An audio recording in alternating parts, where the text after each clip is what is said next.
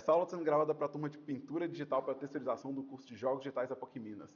Se você estiver vendo essa aula por acaso no YouTube, tem uma chance dessa aula não fazer o menor sentido para você. Essa aula está sendo gravada com material de revisão para os alunos que estão matriculados no curso e estão assistindo a aula comigo aqui ao vivo. E que eventualmente vão poder participar fazendo perguntas que eu não consigo gravar. Então, se eu esquecer de repetir a pergunta dos alunos, imagina ela com bastante força. Tá? A gente já teve algumas aulas no curso, aulas que não estão gravadas nessa playlist, mas que existem em alguma outra playlist do meu canal, de pintura digital, que são alguns exemplos seriam aulas de como configurar o atalho do GIMP ou como que eu deixei a minha interface com esse visual aqui, tá? Então existem aulas onde eu explico como que eu deixei o GIMP com essa cara. Não tem nada de muito extraordinário aqui, tá? Então essa aula é uma sequência. E porque ela é uma sequência, ela pode não fazer sentido para quem está vendo isso por acaso, né? O nosso plano da aula de hoje é cobrir como que configura os dispositivos de entrada, né? Ou seja, a caneta, a tablet e essas coisas. Então eu vou explicar como que a gente configura isso. A interface que a gente vai usar para a tarefa, é o exercício de fixação que eu vou passar ao final da aula. Como criar uma imagem nova e definir o formato e qual que é meu plano com essa imagem que eu estou criando. Eu vou mostrar como é que configura e liga o grid do GIMP, porque eu vou precisar dele para explicar algumas coisas, então eu vou aproveitar para explicar como que o grid funciona. As ferramentas de pintura que eu vou usar, né? Quais as ferramentas que a gente tem e o que eu vou usar. E eu vou mostrar como é que faz a pintura encaixável, que vai ser parte fundamental do nosso exercício que vale ponto, né? O exercício da disciplina que é uma tarefa pontuada. Tá? Se você está vendo isso no YouTube, você não precisa preocupar com seus pontos. Mas se você está em sala de aula comigo aqui ao vivo, um pouco de preocupação não faz mal para ninguém. Então vamos lá. A primeira coisa é a caneta. Eu vou fechar o GIMP. E é importante que vocês liguem o dispositivo antes de abrir o GIMP. O GIMP vai reconhecer o dispositivo quando ele estiver inicializando. Então, tenha certeza que você espetou o dispositivo primeiro, ligou ele e depois você está iniciando o GIMP. Então, vou iniciar o GIMP aqui. Nesse momento que o GIMP está abrindo, ele está reconhecendo tudo que você trouxe de novo para ele. Então, quando a gente fala, às vezes, script, ou quando a gente configura idioma, muitos desses processos o GIMP precisa de uma inicialização para começar com tudo configurado. Vamos supor que vocês fizeram isso, que vocês ligaram a mesa e iniciaram o GIMP nessa ordem, certo? Vamos lá. Se vocês fizeram assim, então, em edição Input Devices, vai aparecer o seu dispositivo. Se ele não apareceu, é porque ou está faltando o driver, ou porque seu GIMP já estava iniciado antes de você ligar a mesa. Tá? Então, se eu clicar aqui em Input Devices, a gente vai ter a lista de dispositivos que estão ligados atualmente aqui e reconhecidos pelo meu sistema, eles estão em branco. Então, todos esses aqui que estão em cinza, eu liguei em outro momento da minha vida e eles não estão ligados agora. Esses que estão em branco, eles estão ligados nesse exato momento. Então, ele reconheceu minha tela touch, reconheceu meu touchpad, reconheceu todos os inputs que estão possíveis de fazer aqui. O input que eu estou querendo configurar, no meu caso, é uma Wacom Pen Stylus. Stylus geralmente é como a gente se refere a essas canetas que têm sensibilidade à pressão. Né? Então, e é o que eu quero com esse processo de ligar a tablet, é ter a sensibilidade à pressão ligada. Se você tiver com esse dispositivo aparecendo, você pode ligar ele definindo por aqui qual que é o método de entrada que você quer desse dispositivo. A gente tem três métodos, o Disable, o Screen e o Window. O Disable está desligado, então ele não vai ter pressão. O Window, ele vai prender a sua caneta na janela de pintura. Isso não é bom para a nossa tablet, porque ela pode perder a referência de coordenada e pode ser desconfortável. Ele só funciona bem se você trabalhar sempre com a tela cheia. Aí a sua coordenada vai coincidir exatamente com o seu ponteiro. Mas, Se você colocar no modo Screen, ele vai considerar a tela inteira o tempo todo. E esse é o método mais adequado para a gente poder ter certeza que a área útil da sua tablet ou a área útil da sua mesa digitalizadora está sendo entendida, né, né, no espaço total dela, né, ou seja, na área total dela. Então aqui, ó, eu vou colocar Screen. Se eu coloquei em Screen, ele vai me dar o acesso à configuração de curva de pressão. Se alguém sentir que tem que fazer muita força na caneta para poder atingir a pressão máxima, você pode mudar essa curva para poder corrigir isso. Ou então você fala assim, ah não, minha caneta é muito sensível, qualquer coisinha que eu aperto, ela já dá a pressão máxima. Você pode mudar essas configurações, mudar tanto as extremidades, quanto o tanto que ela demora para poder chegar na pressão mais alta. Então aqui eu estou falando que ela demora mais para chegar na pressão mais alta, e aqui que ela chega mais rápido na pressão mais alta. Tá? Eu, honestamente, nunca precisei mudar isso. Então, espero que vocês não precisem também, mas cada fabricante de caneta, de mesa, é diferente, então não dá para saber.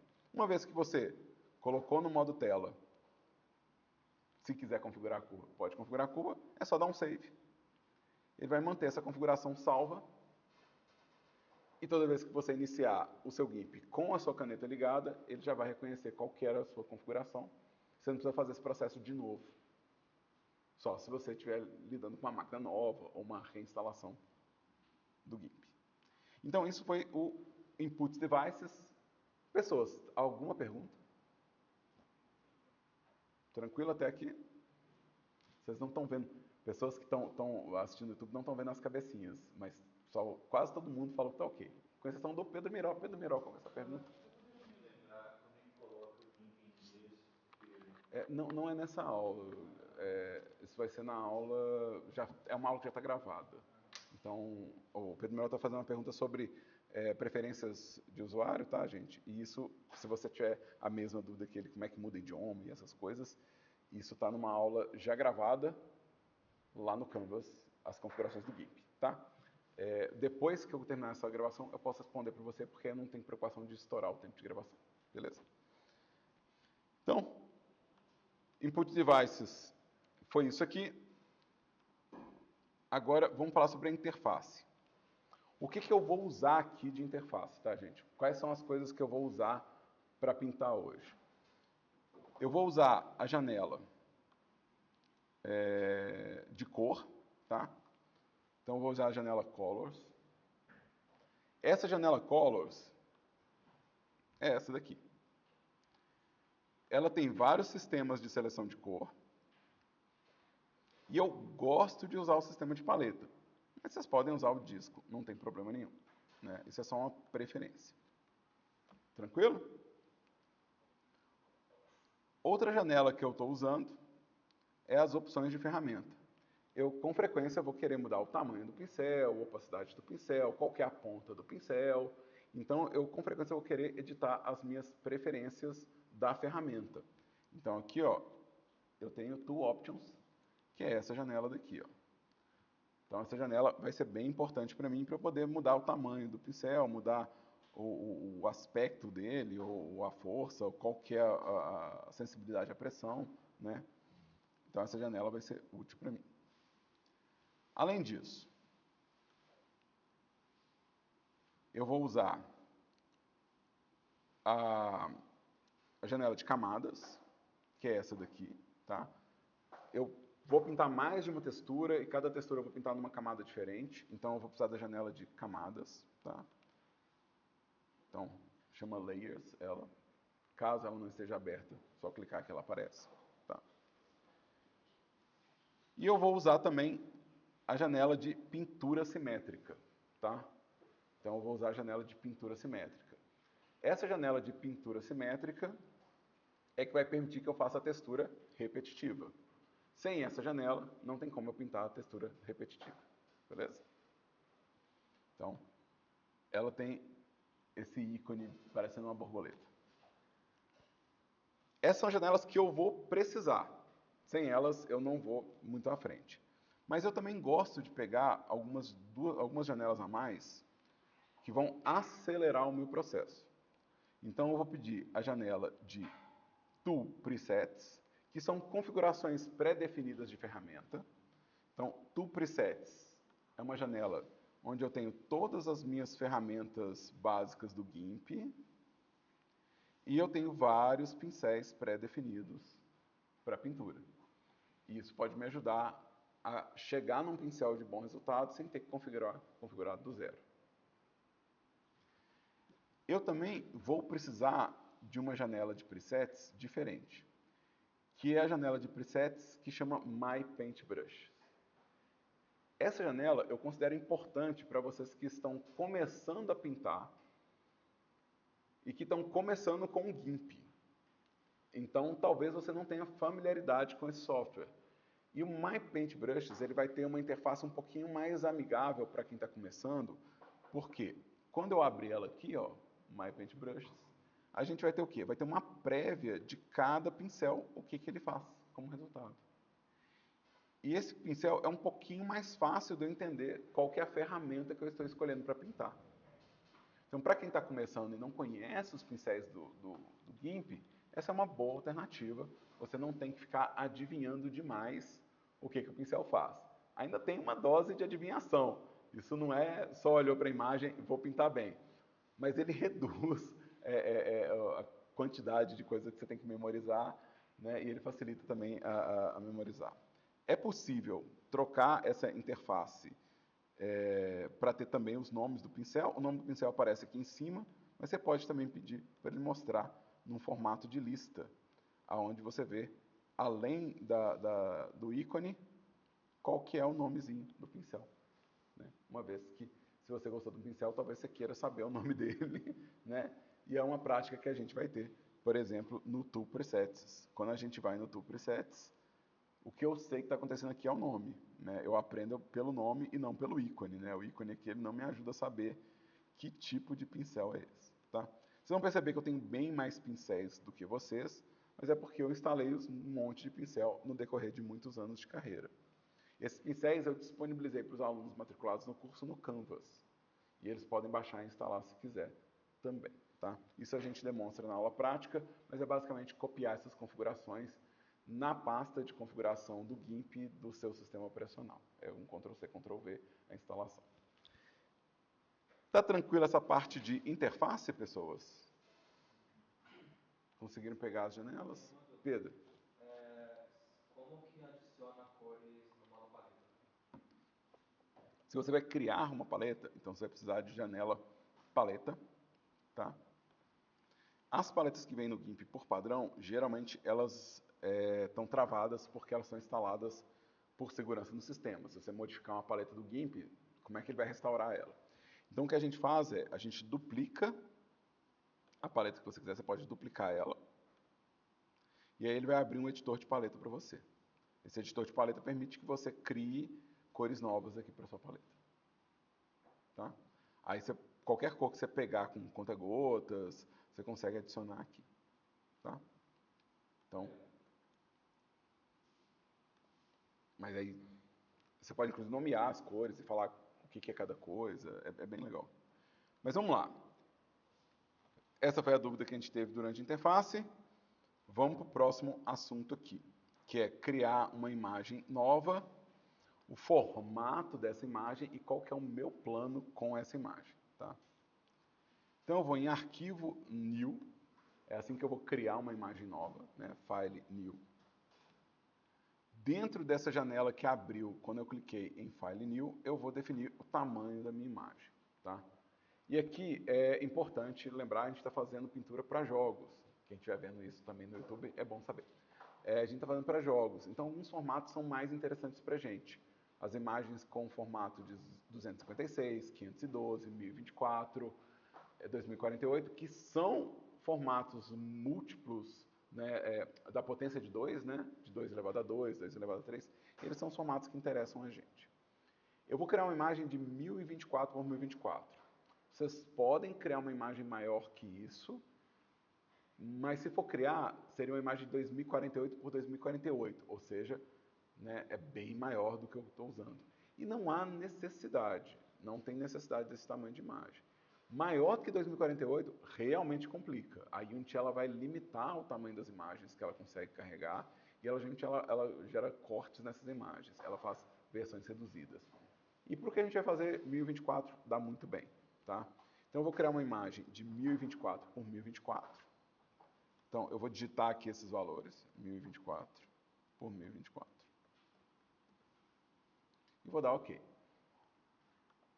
Ele vai criar uma imagem quadradinha assim para mim. O meu plano com essa imagem não é fazer uma textura, mas é fazer um atlas de texturas. Ou seja, eu quero colocar aqui uma série de texturas. Deixa eu pegar aqui um pincel só para definir.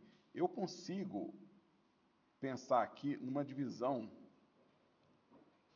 onde eu vou ter pelo menos umas 9 a 10 texturas e eu posso ir até 16 texturas. E essas texturas elas vão ter um tamanho médio de 256 pixels por 256 pixels. Então eles vão ter um quarto da imagem. Como são texturas repetitivas, eu posso ter esse tamanho pequeno e preencher grandes áreas. Aliás, 256 nem é tão pequeno assim. 256 ele é um quarto da sua resolução de uma tela Full HD. Dá para fazer bastante coisa. Óbvio que se você quiser fazer detalhes maiores, talvez uma textura de 2048 ela sirva para você. Mas você tem que pensar aqui, não faz sentido você crescer todas as texturas automaticamente. Você tem que pensar qual é a proximidade da textura da câmera e qual é a necessidade de detalhe daquela textura. Para o que a gente vai fazer para a nossa atividade de fixação, para o nosso exercício, esse é um tamanho bom, vai funcionar na maioria dos computadores, não vai pesar no PC da maioria das pessoas, talvez algum PC dessa sala sinta um pouco o peso dessa imagem, mas é mais raro. E a gente consegue fazer bastante detalhe e consegue fazer bastante coisa. Como eu tenho esse plano de 256 por 256 e eu desenhei esse grid, eu vou fazer também a configuração do meu grid da imagem para coincidir com isso, mas antes, deixa eu perguntar para a minha turma. Vocês têm alguma dúvida? Bruno? No caso, você falou que ia fazer atlas. No atlas ele pode ter mais de um tamanho de imagem, pode ter 256 e uma de 512? Pode, com certeza. E o ideal é essa métrica. Você poder usar uma de 256, mas você pode fazer uma que tenha 512 por 256. Você pode fazer uma que tenha 768 por 256. Você pode fazer uma que tenha 512 por 512. Você pode. Na minha tarefa, eu estou pedindo 9 texturas de 256. E o resto eu estou deixando livre. Mas é porque eu quero uma série de critérios na minha avaliação. Mas para a sua vida, você pode fazer inclusive versões menores de 128. Quando você estiver criando o seu atlas de textura, você tem total liberdade para fatiar isso. A ideia é que você sempre pense nessa potência de 2. Então, se eu vou fazer uma textura menor que 256, ela é de 128. Beleza? Gabriel. Tem, é isso que eu vou mostrar. É isso que eu chamei de grid. Então, eu vou mostrar isso, é o próximo tópico dessa aula. Pedro? Ótimo. Mais alguma pergunta? Então, esse grid aqui, ele é importante para mim, ele vai ser uma referência para mim. E como o Gabriel perguntou, tem como fazer esse grid automático? Tem sim. E é bom que eu faça, porque eu vou precisar dessa referência o tempo todo, para eu saber que eu estou no espaço certo, que a minha textura está alinhada num lugar legal, para ver, tipo, quantas texturas ainda cabem. Então, eu preciso muito desse grid. O grid é uma propriedade da imagem. Então, se eu for imagem, eu tenho como configurar um grid. Em português, se vocês estiverem vendo em português, ele chama de grade em português, tá? Eu recomendo que vocês usem em inglês, mas se estiver em português, igual o Pedro Mirol está com o GIMP em português, então vai estar como grade e não como grid. Aqui, ó, no configure grid ou configurar grade, eu vou ter o quê? Eu vou ter qual que é a cor da linha que ele vai desenhar. Eu vou pôr vermelho, porque não custa nada. E qual que é o tamanho do meu grid. Inclusive, para quem vai fazer texturas de múltiplos tamanhos, você pode voltar a qualquer momento nessa janela e mudar o seu grid. Vamos imaginar que você pintou suas texturas de 256 e agora você quer pintar as de 128 e você quer uma referência visual. Você pode usar esse grid num tamanho menor. Você pode mudar isso a hora que você quiser, tá? Isso é para editar mesmo. Então, a cor é vermelha, o tamanho é 256 e eu vou dar um OK aqui. E nada aconteceu e vocês vão me chamar de mentiroso. Mas você não configurou o grid? Eu configurei sim, mas ele não está visível, tá? A visibilidade do grid é um aspecto do view. Então aqui, ó, show grid. Se eu voltar lá na minha imagem e configurar o grid, se eu falar, ah não, vamos colocar aqui, ó, 128, ele já está mudando. Antes de eu dar o OK, ele já mostra qual que é o resultado. 64,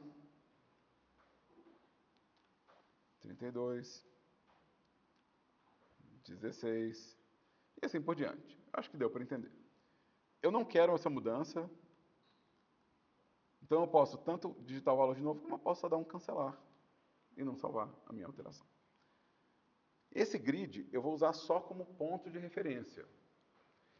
Mas ele é um ponto de referência bem legal. Inclusive, eu posso usar ele em View, eu posso usar ele com a opção Snap. E a opção Snap vai grudar as coisas no grid. Então, deixa eu melhorar minha posição aqui na mesa para desenhar, né? E deixa eu fazer um traço aqui. Ele está grudando meu traço na linha. Não sou eu que estou traçando super reto. É o Snap que está atraindo ele para a linha. E isso é muito útil.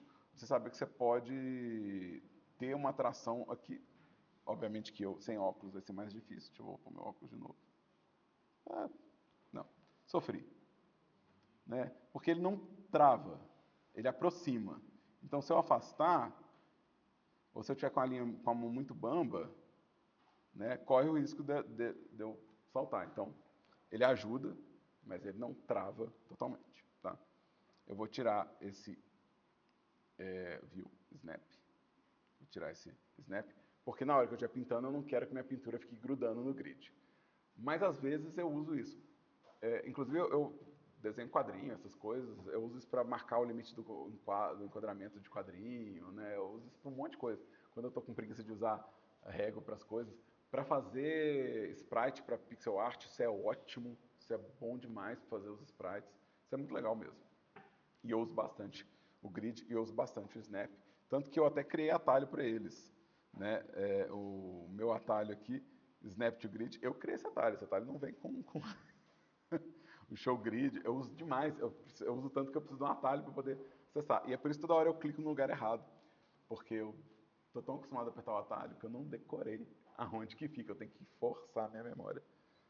Então, mas é uma opção de visualização, show grid, e essa encerra mais uma dos nossos tópicos de hoje. Tranquilo o grid, pessoas? Alguma pergunta sobre o grid? Pedro. Tem como eu criar uma máscara ou uma delimitação em volta da grid para tipo, não sair um traço para fora da grid? Tem, com certeza. Tem várias formas de fazer isso. A mais comum e mais utilizada é a seleção. Então, se você fizer uma seleção retangular, nada vai sair para fora desse grid. A seleção tipo, tem esse grude na grid? Também. Ah, tá. Mais alguma pergunta, pessoas? Então vamos falar sobre pintura. Quase terminando, olha só. Quase terminando minha aula. Vamos falar sobre pintura. O GIMP tem 5 ferramentas de pintura. O que eu estou chamando de ferramenta de pintura é a ferramenta que adiciona cor de pixel sobre a superfície. Tá? Então eu tenho uma superfície branca aqui e qualquer uma dessas ferramentas vai pegar a cor que está aqui e vai sobrepor na minha superfície de pintura.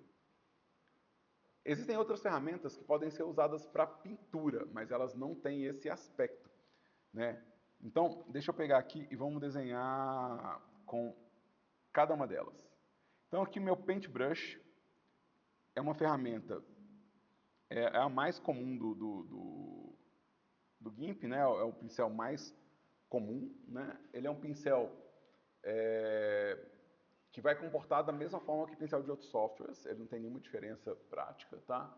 Ele vai ter os pixels suavizados, né? Então, se a gente der um zoom, a gente vai ver que ele tem os pixels suavizados. E ele está sobrepondo essa ponta de superfície, ele está sobrepondo quando eu desloco. Então, quando eu desloco o meu pincel, ele está, na verdade, sobrepondo várias dessas bolinhas aqui, ó. Se eu reduzir o espaçamento, vai ficar menos notável. Se eu aumentar o espaçamento, vai ficar mais notável que ele está fazendo várias bolinhas para fazer o traço.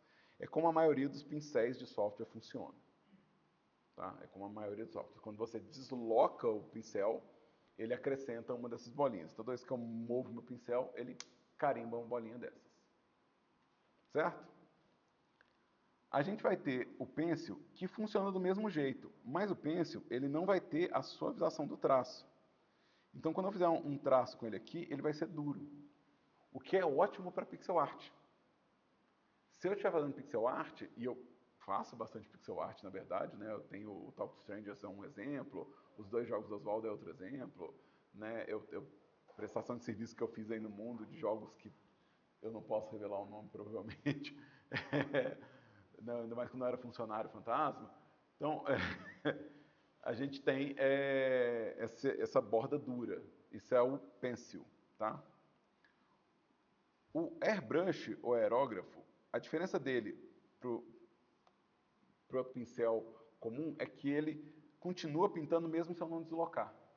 Então ele não depende do deslocamento para acrescentar essas bolinhas, ele só precisa do tempo.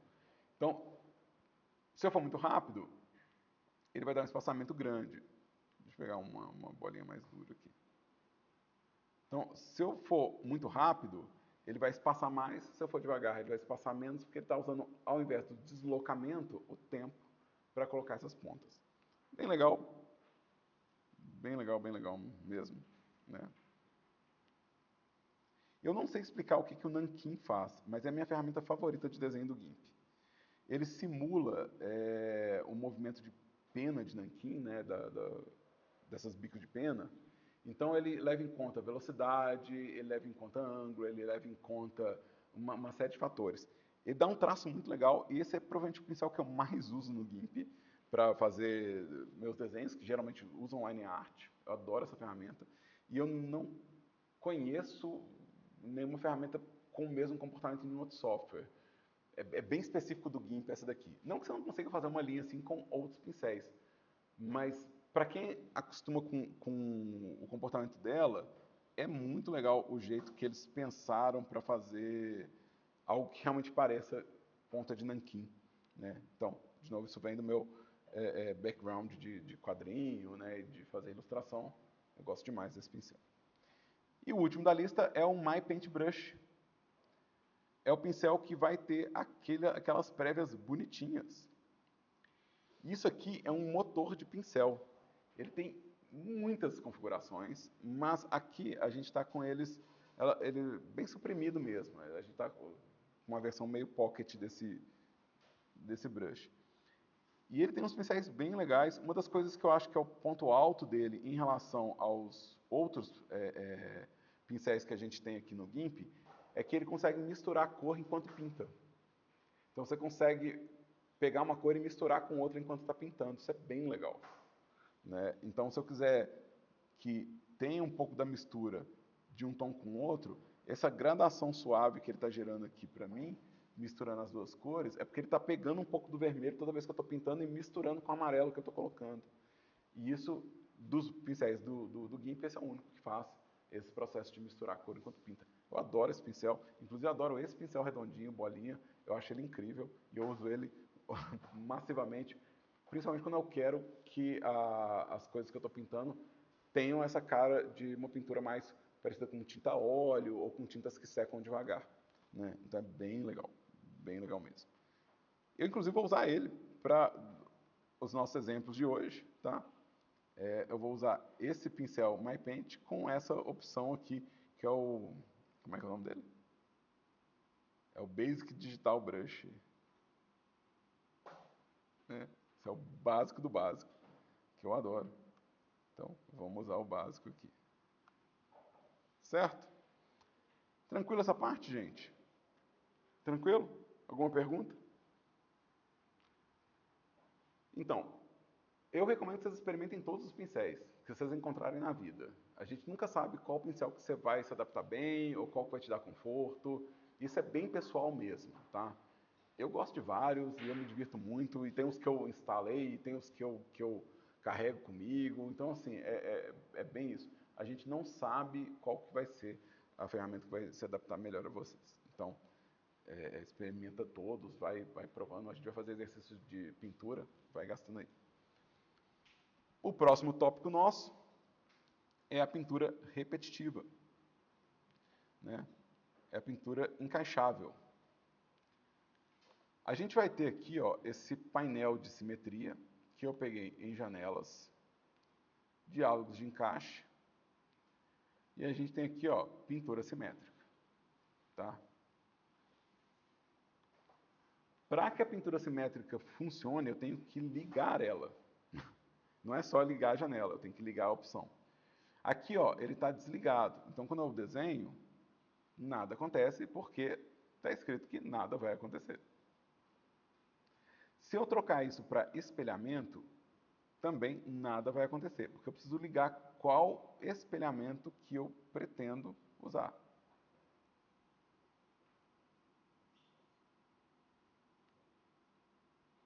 É muito legal espelhamento para fazer concept de personagem, model sheet, é bem bacana, tá?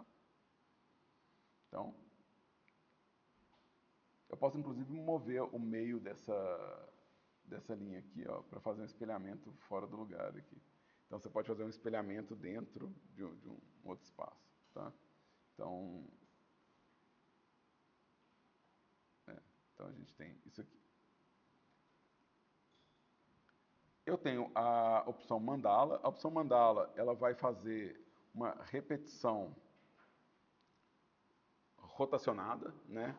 Isso é ótimo para desenhar padrão, isso é ótimo para criar essas formas naturais. Flor é a mais óbvia de pensar para mim, né? Você desenhar padrões florais, é muito legal você poder usar essa ferramenta de mandala. Tá? Mas o que a gente quer aqui é o tiling, né? Ou seja, a textura que vai encaixar. O meu tiling, quando eu ligar ele, ele vai pegar o tamanho da imagem e ele vai calcular metade do tamanho. Esse é o padrão dele. Então ele está pensando assim, a minha imagem tem 1024, ele está supondo que eu quero repetir em 512. Tá tudo bem. Às vezes é isso mesmo que eu quero. Mas dessa vez eu quero 256, né? Eu quero que cada quadradinho desses seja uma repetição desse padrão. Então eu vou vir aqui, ó, e vou digitar 256. Vocês vão ver que embaixo também mudou. Mudou porque ele está linkado aqui, ó, ele está conectado nesse canto. Se eu desconectar isso, eu consigo fazer um padrão que é retangular, por exemplo, que repete 512 por 256. Mas vamos fazer quadradinho, né? E vamos...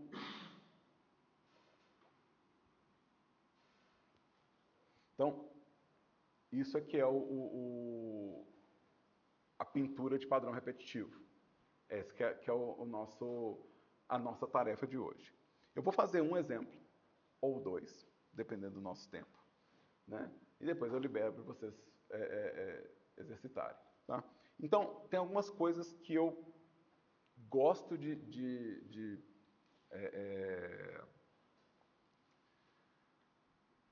organizar quando eu vou pintar esse tipo de coisa. Tá? Então, eu vou fazer alguns procedimentos que é coisa que eu gosto de fazer. Tá? Mas antes, deixa eu perguntar. Ficou alguma dúvida sobre o painel de simetria? Diga, Fernando. Tem uma dúvida só com a grade mesmo. E como mexe com o painel de projeção, porque quando eu fiz a minha grade, na hora que eu tinha finalizado, a minha grade ficou com uns 1000 quadrados. Eu só estava pensando como fazer. Mas você foi em imagem e configurou a grade? Porque eu coloquei 256 na minha configuração. Então, é por isso que ela está grandona assim. Tá? Se for isso, está respondido. Se não for, a gente volta em você. Diga. Quando você usou aquele pincel arremessado, por exemplo, qual que é o outro pincel assim? Tem como usar mais de um ponto no pincel? Tem. Existe uma opção. No caso do pincel do MyPaint, ele não vai ter essa opção de eu usar mais de uma cor. Ele mistura as cores que estão lá. Mas o pincel padrão do GIMP, ele tem a opção de você ligar um gradiente e ele pegar por pressão a cor de um gradiente. Então você pode ter várias cores e usar a própria pressão ou a velocidade, ou qualquer outro valor, para poder alterar entre uma cor e outra enquanto pinta. Tá? Que é bem legal, mesmo. Inclusive, fazer pétala, isso é bem legal. Você colocar o gradiente, por exemplo, uma beirada rosa, uma beirada branca no gradiente, dá a pincelada, ele tem uma opção que ele troca, por exemplo, no movimento. Então, ele vai começar numa cor e terminar na outra. Então, é bem legal. Você consegue encontrar isso nas opções de ferramenta, tá? Você vai ter as opções dinâmica, você vai ter aqui, ó, as opções de cor e de mistura, tá? E você tem nas dinâmicas também como pedir para trocar de cor de acordo com uma variável. Tá? Então, por exemplo, eu posso trocar de cor com pressão, com a velocidade, com a direção, né? Ou o fade, que é essa que eu falei. O fade é essa que vai trocando de uma cor para outra. Quando você faz o traço, ele vai trocando automaticamente e aí dá sempre o mesmo padrão, todo gesto que eu dou. Bem legal.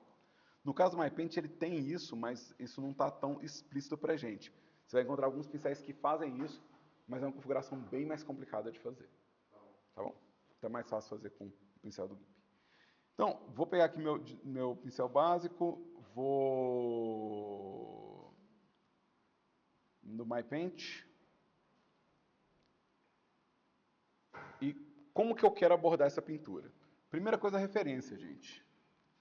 Aqui, quem está vendo a aula gravada no YouTube não vai ver, só quem está em sala de aula. Mas é isso mesmo, a aula é para quem está aqui ao vivo, né? Para quem está vendo no YouTube, a gente só ora muito para que ajude de verdade alguém.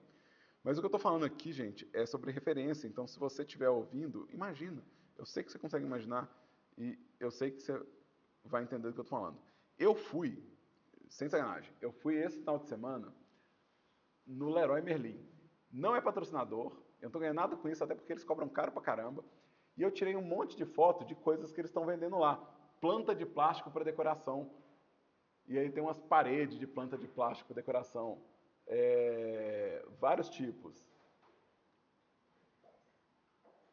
Também aqueles padrões para decorar, que não é pedra de verdade, é para fingir que é pedra. Você colar numa parede e falar, olha, pedra. Né? Ou então um piso de cerâmica que finge que é madeira. Porque ninguém quer lidar com o problema da madeira. Então, põe lá uma cerâmica que dura para sempre. Né? Então, eu fui tirando foto de tudo que era padrão que me interessava. E eu recomendo demais que vocês façam isso. Que vocês olhem ao redor de vocês. Quais são os padrões que estão te rodeando. Para pensar em padrões que se repetem. Se você está aqui se você está numa sala agora, né? Vamos supor que vocês que estão comigo ao vivo estejam numa sala de aula. Se vocês olharem para o chão, tem um padrão repetitivo. Se vocês olharem para o teto, tem outro padrão repetitivo. Se vocês olharem para a parede, vocês talvez achem um padrão repetitivo. Né? Se olhar para o teto lá fora no corredor, tem um padrão repetitivo. Você que está em casa, assistindo em casa, se não é para ter soneca, mas pode ter soneca com esses meus vídeos. Se não é para ter soneca, pode fazer a mesma coisa. Qual que é o chão? Qual que é o padrão do chão que você está nele? Vai andar na rua, tem calçada, qual que é o padrão repetitivo da calçada? Qual que é o padrão repetitivo do jardim? Né? Você pode tirar foto disso, isso é uma ótima referência. Eu vou usar uma dessas imagens que eu tirei de foto no meu celular. Então, de novo, quem está vendo isso no YouTube não está vendo que eu estou escolhendo uma foto no celular, mas é o que eu estou fazendo exatamente agora. Né? Então, eu escolhi uma foto de uma das plantinhas, vou deixar aqui do lado e eu vou pintar a partir disso aqui. Tá? Então, esse é o primeiro procedimento que eu sempre vou ter. Eu olho referência. Né? A gente está pintando coisas figurativas e eu quero que vocês olhem referência. A próxima coisa que eu faço geralmente eu gosto de pintar cada textura numa camada própria dela. Então eu vou criar uma camada nova aqui, ó. Deixa eu fazer de novo. Tem aqui um maisinho, né? E vou adicionar uma camada. Essa camada, eu não vou dar nome aqui. Eu não sei o que eu vou pintar ainda, então só depois que eu pintar é que eu vou batizar mesmo, né? E para toda textura que eu vou pintar, eu vou começar com uma cor base. Eu vou preencher o retângulo com uma cor base. Nesse caso aqui, talvez eu queira uma cor bem escura. Um verde bem escuro. E aí eu vou pintar as folhas dessa textura de folha que eu fiz com verdes cada vez mais claros, para dar uma sensação de profundidade. Outra coisa que eu vou fazer, eu vou tentar evitar seguir esse grid. Porque esse grid vai acabar me convencendo a fazer as folhinhas todas dentro de um quadrado. E aí, obviamente, o padrão vai ficar notável. O que eu quero é furar com o grid. Eu quero, na verdade, fazer a coisa que pareça orgânica. Tá? Então, eu vou desligar aqui o meu grid. Né? E o que eu quero pintar várias folhinhas num padrão que pareça bem orgânico para mim. Cada pinceladinha dessa aqui eu estou considerando que vai ser uma folhinha. E aí eu vou pegando tons cada vez mais claros para fazer novas folhas. Eu quero tentar fazer uma coisa que pareça mais ou menos uma sequência de folhinhas assim. Né? E para que isso pareça um pouquinho mais folha, eu vou nas minhas opções de ferramenta, vou reduzir o tamanho do meu pincel. Né? Vou reduzir um pouquinho mais. A gente consegue reduzir com os colchetes, tá? Os colchetes fazem isso também. Então, colchete, ele aumenta e reduz o brush. Vou pegar um tom ainda um pouquinho mais claro e vou fazer o quê? Vou fazer acho que pode ser mais claro ainda. Vou fazer a parte central dessas folhas. Né? Então, eu quero que pareçam folhinhas. Né? Eu vou fazer essa linha central aqui. Quando eu achar que cabe, eu faço também as marcações laterais, assim, né? Aqui eu quero fazer uma sombrinha depois.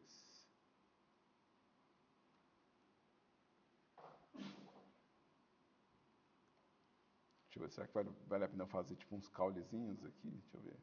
Será que vale a pena fazer uns caulezinhos? Talvez valha a pena fazer uns caules passando por aqui. E talvez valha a pena também eu fazer umas sombras com uma cor mais escura, separando umas folhas das outras, quando eu achar que elas estão perdendo um pouco da profundidade. Para aparecer um pouco de vegetação. A minha textura mesmo, né, o meu bloco de textura, ele é, na verdade, só esse pedacinho aqui. Mas ele está repetindo. Na hora que eu quiser montar meu atlas, né, talvez eu queira desligar isso aqui, ó, o tile. E fazer, por exemplo, pegar, por exemplo, esse quadrado aqui e fazer uma variação. Então, vamos pegar esse aqui e deixa eu fazer uma variação de tons aqui, né? Contanto que eu não pegue no cantinho aqui, ó, eu vou ter uma variação no meio desse atlas, então eu vou ter duas variações de textura aqui. Então eu posso, uma vez que eu desliguei, eu posso pegar cada quadradinho e transformar numa variação. E ele já está organizado como atlas. Certo? Tranquilo? Diga, Pedro. Mas quando você está trabalhando com, igual você fez aí, escritura de só verde, se eu quiser configurar para não ter que ficar trocando toda hora de cor e mudar a questão de aumentar e diminuir o brilho do verde, com uma pressão que você faz na caneta, você acha que é válido ou é mais fácil continuar? Cara, não é tão legal quando você usa o brilho dessa forma, porque a tendência é ele para preto e branco. E não é o que acontece na vida real. Na vida real, quando você aumenta o brilho numa folha, ela também ganha amarelo. Quando se reduz, ela também ganha azul. Então, porque isso acontece na pintura, não é tão ideal você, por exemplo, usar isso. Porque tem ferramenta que faz isso automaticamente. Dodge Burn, ele faz automaticamente isso. Ele clareia e escurece automaticamente. Então, você pode pegar essa ferramenta e usar ela para escurecer e clarear sem ter que escolher cor. Mas é isso, ela vai estar usando brilho para fazer isso e vai perder esse fator da pintura que é interessante. Quando eu vou escolher um tom para clarear aqui, se eu estou puxando para cá, eu estou puxando para amarelo. Se eu estou puxando para cá, eu estou puxando para azul. Então eu estou escolhendo também qual que é o tom que está sendo valorizado. Então se eu quero uma coisa mais viva, alegre, ensolarada, eu vou para o amarelo. Se eu quero uma coisa mais noturna, sombria, eu vou para o azul. Então, talvez eu queira manter essa escolha por cor mesmo, tá? É bem interessante quando a gente começa a abraçar essa coisa da escolha cromática, tá? Então, esse é o nossa atividade, tá? Eu recomendo que vocês Façam várias camadas, cada camada uma textura bem diferente da outra, com uma pegada bem diferente, baseado numa referência, tá? Essa é a segunda versão dessa aula, tá? Na outra versão da aula eu consegui gravar o mesmo processo no Krita. Não sei se eu gravo de novo, né? Vamos gravar de novo, né? Fazer. Vocês não estão com cara de que estão desesperados para pintar, não. Vamos fazer do Krita. Só para vocês verem a diferença, no Krita vai ser bem rapidinho, tá? Mas é uma coisa diferente. No Krita, eu não vou ter a imagem no tamanho de várias texturas. Eu vou ter cada imagem no tamanho da textura exata. Então, na hora de compor, é um pouco mais lento. Mas na hora de pintar, é um pouco mais rápido. Então, né, na hora de configurar para pintar, né? Então, vamos criar um arquivo novo aqui, de 256 por 256. Vou criar uma camada do mesmo jeito. Vou preencher com uma cor que eu vou escolher aqui, ó, na minha paletinha.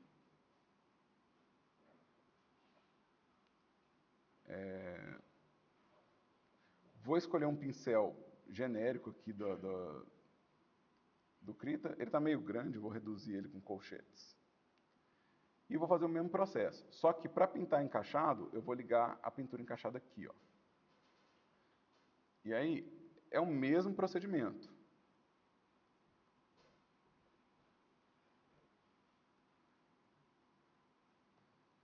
A diferença básica aqui do Krita é que ele está fazendo essa pintura encaixada em 256 por 256. O que significa? Essa é a minha pintura, e se eu quiser fazer um atlas, eu vou ter que compor esse atlas depois. Então essa que é a diferença básica. Eu entrei na pintura de textura muito mais rápido, mas eu vou demorar mais para compor. No GIMP eu estou compondo mais rápido, mas eu tenho que configurar o processo de pintura. Então no final empata, é 0 a 0. Tá? Nenhum é melhor, nenhum é pior. Né? E, de novo, é interessante que você ache a ferramenta que te deixa mais confortável para pintar. Né? Lembrando que esses dois softwares são softwares que a gente tem aqui na PUC, então são softwares oficiais. Outros softwares a gente não tem como dar suporte, então a gente não considera eles oficiais. Mas provavelmente se você for trabalhar com outros softwares na vida, você vai ter as mesmas preocupações. Tá? Então, essa é a diferença. A gente usa esse Warp Around para fazer a pintura encaixável. Vocês conseguem ver ele em View também, tá? Existe também como deixar ele só horizontal ou só vertical. Tá? E ele liga aqui também, se vocês quiserem. Tem como ligar ele pelo View aqui, tá? O Krita tem grid também, tudo, mas como o grid é importante para mim para a composição de atlas, nesse caso aqui eu não preciso do grid, eu só vou precisar depois. Né? No caso do GIMP eu já estou começando com o grid, porque eu já vou pensar em quantas repetições, qual que é o tamanho do atlas, então ele é bem mais definitivo em composição aqui, né, no meu processo. Mas é isso. Alguma dúvida aqui dessa etapa final? Tranquilo?